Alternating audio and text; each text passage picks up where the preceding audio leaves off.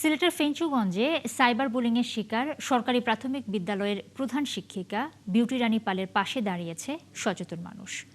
সিলেটের শ্রেষ্ঠ শিক্ষক বিউটি রানীকে ট্রল এবং অপপ্রচারের সঙ্গে জড়িতদের শনাক্তে কাজ করছে পুলিশ। আর এরকম অপপ্রচারে ক্ষোভ জানিয়েছেন খোদ প্রাথমিক এবং গণশিক্ষা প্রতিমন্ত্রী ববি হাজ্জাজ। দ্রুত তিনি দোষীদের শাস্তির ঘোষণা দিয়েছেন।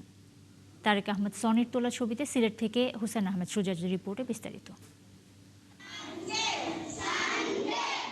হাসি মুখে শিশুদের পাঠদান, আনন্দঘন পরিবেশে শেখানোর অভিনব পদ্ধতি এবং গণিতকে সহজ ও আকর্ষণীয় করে তোলার দক্ষতার জন্য সিলেট জেলার শ্রেষ্ঠ শিক্ষিকার স্বীকৃতি পান ফেঞ্চুগঞ্জ উপজেলার পিঠাঠিকর স্কুলের প্রধান শিক্ষিকা বিউটি রানী পাল।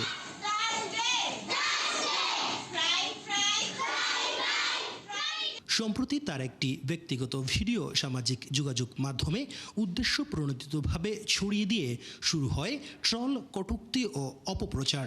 অল্প সময়ের মধ্যেই বিষয়টি সিলেটের গণ্ডি পেরিয়ে দেশজুড়ে আলোচনার কেন্দ্রে চলে আসে। তবে এই অপপ্রচারের বিরুদ্ধে সোচ্চার হয়েছেন সাধারণ মানুষ, শিক্ষক সমাজ, শিক্ষার্থী, অভিভাবক এবং বিভিন্ন সামাজিক সাংস্কৃতিক সংগঠন।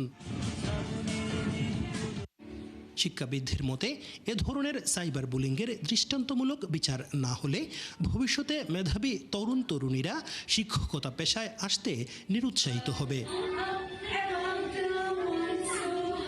এরকম একজন শিক্ষিকার প্রতি এই যে নেট দুনিয়ার মানুষজন যে হামলে পড়লো, সেটা কিন্তু আমাদের রুচির পরিচায়ক না, এবং এটা জাতি হিসাবে আমরা লজ্জিত এবং এদেরকে আইনের আওতায় আনা উচিত। এদিকে শিক্ষিকা বিউটি রানী পালের দায়ের করা সাধারণ ডায়েরির ভিত্তিতে তদন্ত শুরু করেছে সিলেট জেলা পুলিশ।